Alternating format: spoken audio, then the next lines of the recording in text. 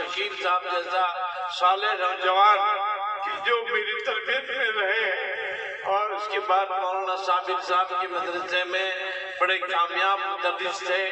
میرے سامنے مسئلہ آیا تو میں نے کہا کہ اگر مولانا شکیل صاحب وہاں کی نظامت قبول کر لیتے ہیں تو میں سمجھتا ہوں کہ